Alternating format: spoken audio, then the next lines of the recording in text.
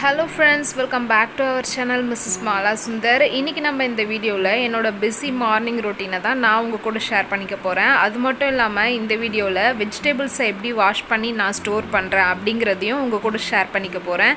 என்னோட வீடியோஸை நீங்க ஃபர்ஸ்ட் டைம் பார்க்கறீங்கன்னா மறக்காம என்னோட சேனலை subscribe பண்ணிக்கோங்க. பக்கத்துல இருக்க bell icon-ஐ கிளிக் பண்ணுங்க. அதுல ஆல்ன்ற நோட்டிஃபிகேஷன் இருக்கும். அதையும் கிளிக் பண்ணிக்கோங்க. அப்பதான் ஒவ்வொரு டைம் நான் போடுற நியூ வீடியோஸ் உங்க நோட்டிஃபிகேஷனுக்கு வரும். என்னோட வீடியோஸ் உங்களுக்கு பிடிச்சிருந்தா என்னோட வீடியோஸை உங்கள் ஃப்ரெண்ட்ஸ் கூட ஷேர் பண்ணுங்கள், லைக் பண்ணுங்கள், கமெண்ட் பண்ணுங்கள். இப்போ வாங்க வீடியோக்குள்ளே போகலாம். காலையில் எழுந்த உடனே நான் பண்ணுற முதல் வேலை என்னன்னு பார்த்தீங்கன்னா, என்னோடய செல்ஃபை நான் ஃபஸ்ட்டு ரிஃப்ரெஷ் பண்ணிப்பேன். அதுக்கப்புறம் டெய்லியுமே துவைக்கிறதுக்கு துணி இருக்கும், அதை தண்ணியில் சோக் பண்ணி வச்சுருவேன். அதுக்கப்புறம் நான் பண்ணுற வேலை நைட்டு வெசல்ஸ் எல்லாமே வாஷ் பண்ணி வச்சுருப்பேன். அந்த வெசல்ஸ் எல்லாமே எடுத்து அதோட பிளேஸில் ரீப்ளேஸ்மெண்ட் பண்ணிடுவேன். இதெல்லாம் பண்ணி முடிச்சுட்டு அதுக்கப்புறம் நான் ஏதாச்சும் வெயிட் லாஸ் ட்ரிங்க் எடுத்துப்பேன். இந்த ஒர்க்லாம் முடிச்சதுக்கப்புறம் என்னோட மார்னிங் குக்கிங்கை ஸ்டார்ட் பண்ணிவிடுவேன். இன்றைக்கோட மெனு பிளான் என்னென்னு பார்த்தீங்கன்னா, egg vegetable fried rice. Vegetable fried rice கேள்விப்பட்டிருப்பீங்க, சிக்கன் ஃப்ரைட் ரைஸ் கேள்விப்பட்டிருப்பீங்க, எக் ஃப்ரைட் ரைஸ் கேள்விப்பட்டிருப்பீங்க.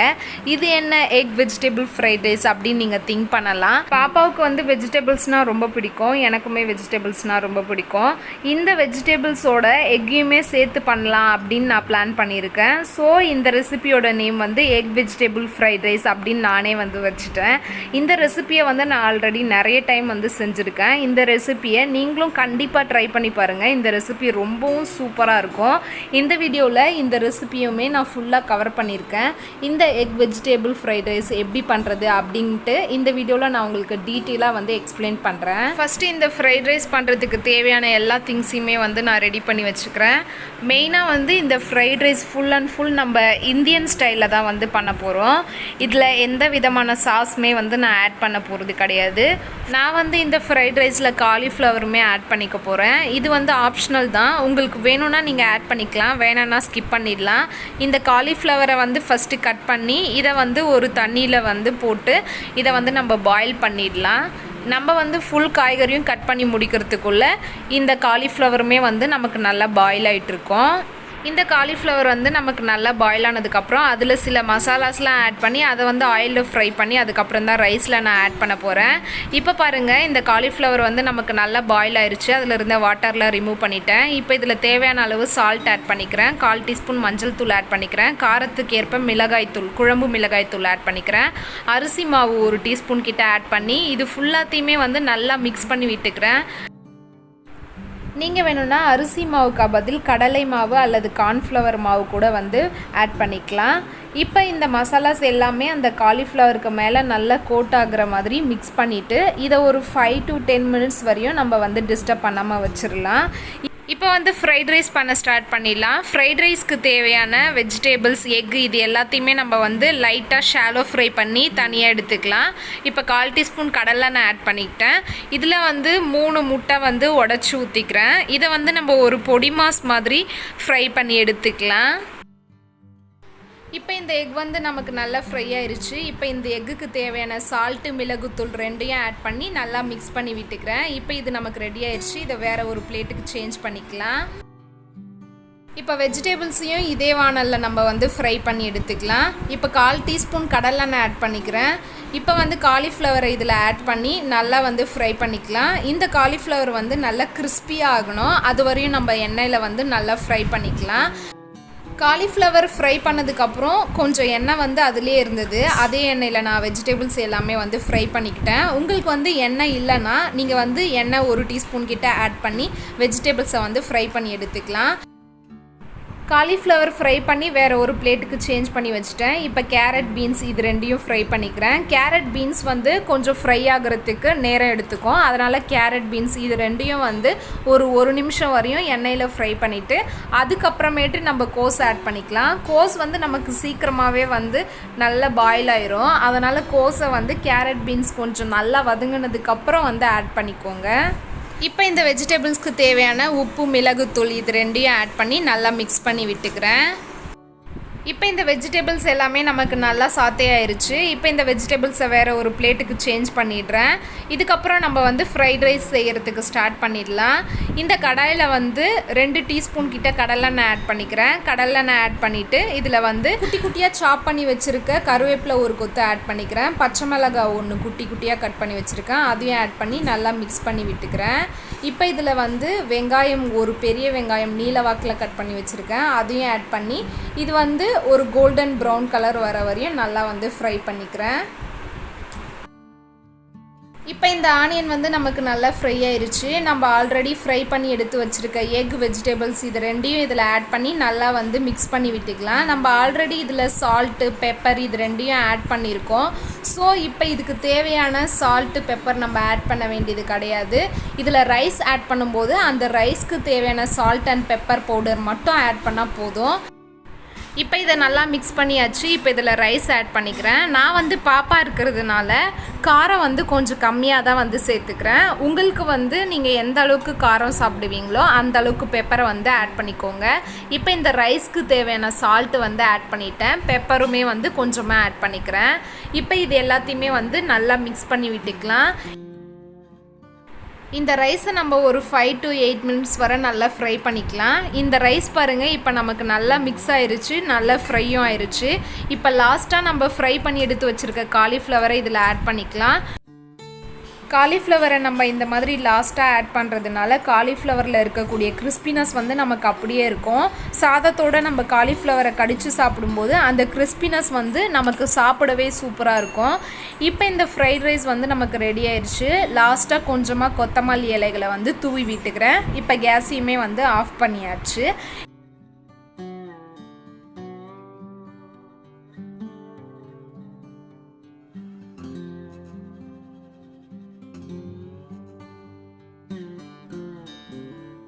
இந்த எக் வெஜிடபிள் ஃப்ரைட் ரைஸை கண்டிப்பாக உங்கள் வீட்டில் ஒன்ஸ் ட்ரை பண்ணி பாருங்கள். டேஸ்ட்டும் ரொம்பவும் சூப்பராக இருக்கும்.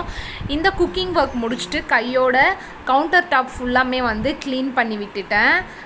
கவுண்டர் டாப்பில் இருந்த சால்ட் அண்ட் பெப்பர் கண்டெய்னரை அதோட பிளேஸில் எடுத்துகிட்டு போய் வச்சுட்டு கவுண்டர் டாப்பில் வந்து லைட்டர் இருந்தது, அதையுமே எடுத்து ஸ்பூன் ஸ்டாண்டில் வச்சுட்டேன். அதுக்கப்புறம் குக்கிங்காக யூஸ் பண்ண சில வெசல்ஸ்லாம் இருந்தது, அதெல்லாம் வாஷ் பண்ணுறதுக்காக எடுத்துகிட்டு போய் வெளியில் வச்சுட்டேன். கேஸ்க்கு லெஃப்ட் ஹேண்ட் சைடு இருக்க கவுண்டர் டாப்பில் இருக்க விசில்ஸ் எல்லாமே வந்து எடுத்துகிட்டு அங்கே ஃபுல்லாமே வந்து நல்லா தொடச்சி விட்டுட்டேன். கேஸ்க்கு மேலே இருந்த வானலை எடுத்து லெஃப்ட் ஹேண்ட் சைடு இருக்க கவுண்டர் டாப்பில் வச்சுட்டு கேஸ்க்கு மேலேயுமே வந்து ஃபுல்லாக நல்லா தொடச்சி விட்டுக்கிட்டேன். கேஸ்க்கு பின்னாடி இருந்த வால் டைல், கேஸு ப்ளஸ் கேஸ்க்கு கீழே எல்லா இடத்துலையுமே வந்து ஃபுல்லாக க்ளீன் பண்ணதுக்கப்புறம் கேஸ்க்கு பக்கத்தில் ரைட் ஹேண்ட் சைடில் இருக்கக்கூடிய கவுண்டர் டாப்பை வந்து ஃபுல்லாக க்ளீன் பண்ணிவிட்டு ஃபுல் கவுண்டர் டாப்பையுமே வந்து நீட் பண்ணிவிட்டு இதுக்கப்புறம் வந்து சாப்பிட போயிட்டேன். சாப்பிட்டு முடிச்சதுக்கப்புறம் வெஜிடபிள்ஸ்லாம் வாஷ் பண்ண வேண்டிய வேலை இருந்தது. அதனால் வெஜிடபிள்ஸ் எல்லாமே கீழே கொட்டி ஆனியன், கோகோனட் இது எல்லாமே வந்து தனியாக எடுத்து வச்சுட்டேன். ட்ராலியில் போடுறதுக்காக வாஷ் பண்ணக்கூடிய வெஜிடபிள்ஸை தனியாக பிரித்து எடுத்து வச்சுட்டேன்.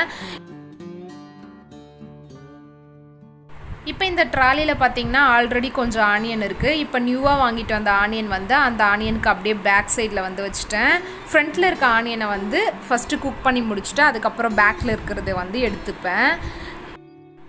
ஆனியனை வந்து ஸ்டோர் பண்ணுறதுக்கு முன்னாடி ஆனியனில் இருக்கக்கூடிய எக்ஸ்ட்ரா ஸ்கின்னை எல்லாமே வந்து எடுத்துகிட்டு நீங்கள் ஸ்டோர் பண்ணிக்கோங்க. அப்போ வந்து உங்களுக்கு டஸ்ட் ஆகாமல் இருக்கும் ரொம்ப. அதே மாதிரி நீங்கள் தேங்காய் ஸ்டோர் பண்ணும்போது இந்த மாதிரி நிற்க வச்சிங்கன்னா தேங்காய் வந்து சீக்கிரமாக கெட்டு போகாது. வாஷ் பண்ணக்கூடிய வெஜிடபிள்ஸ் எல்லாமே இந்த டப்பில் ஆட் பண்ணி இந்த வெஜிடபிள்ஸ் எல்லாம் முழுகிற அளவுக்கு தண்ணியை வந்து நிரப்பிக்கிறேன். இப்போ இந்த தண்ணியில் 1/2 டீஸ்பூன் மஞ்சள் தூள் ஆட் பண்ணிக்கிறேன், 1 டீஸ்பூன் கல்லுப்பு ஆட் பண்ணிக்கிறேன். இப்போ இந்த வெஜிடபிள்ஸ் எல்லாத்தையும் இந்த தண்ணியில் நல்லா வந்து சோக் பண்ணிக்கிறேன். மஞ்சள், உப்பு இது ரெண்டுமே வந்து இயற்கையான கிருமி நாசினி. இந்த காய்கறியில் இருக்கக்கூடிய பெஸ்டிசைடை ரிமூவ் பண்ணுறது மட்டும் இல்லாமல் ஏதாச்சும் பாக்டீரியாஸ் இருந்தாலும் அதை ரிமூவ் பண்ணுறதுக்கு ஹெல்ப் பண்ணும். இந்த தண்ணியிலே வெஜிடபிள்ஸ் எல்லாத்தையுமே 5 to 10 minutes வரை சோக் பண்ணிவிட்டு அதுக்கப்புறம் வாஷ் பண்ணிக்கலாம். நான் வந்து 5 minutes வரை சோக் பண்ணிவிட்டு அதுக்கப்புறம் வாஷ் பண்ணி ஸ்டெய்னரில் வந்து வச்சுட்டேன். ஃபஸ்ட்டு வந்து எல்லாமே வந்து மேலே வர வெஜிடபிள்ஸ் தான் வாஷ் பண்ணேன். இப்போ வந்து ரூட் வெஜிடபிள்ஸ் எல்லாமே வந்து செகண்டாக வாஷ் பண்ணிக்கிட்டேன். இந்த பொட்டேட்டோ, இஞ்சி, கருணைக்கிழங்கு, சேனைக்கிழங்கு இது எல்லாத்துலேயுமே வந்து நிறைய மண் இருக்கும். அதனால் மேலே காய்க்கக்கூடிய வெஜிடபிள்ஸை ஃபஸ்ட்டு வாஷ் பண்ணிக்கோங்க. ரூட் வெஜிடபிள்ஸ் எல்லாமே வந்து செகண்ட் வாஷ் பண்ணிக்கோங்க. இப்போ வெஜிடபிள்ஸ் எல்லாமே வந்து ஃபுல்லாக வாஷ் பண்ணியாச்சு. இந்த மாதிரி ஒரு காட்டன் கிளாத்தை கீழே வந்து போட்டுட்டு அதுக்கு மேலே எல்லா வெஜிடபிள்ஸையுமே வந்து ட்ரை பண்ணுறதுக்காக வச்சிடுறேன். இந்த வெஜிடபிள்ஸ் எல்லாமே ஒரு 10 to 15 மினிட்ஸ்க்குள்ளே நல்லாவே வந்து ட்ரை ஆயிரும். இந்த மாதிரி ட்ரை பண்ணிவிட்டு அதுக்கப்புறம் நம்ம ஃப்ரிட்ஜில் ஸ்டோர் பண்ணுறதுனால நமக்கு வந்து சீக்கிரமாக அழுகி போகாது.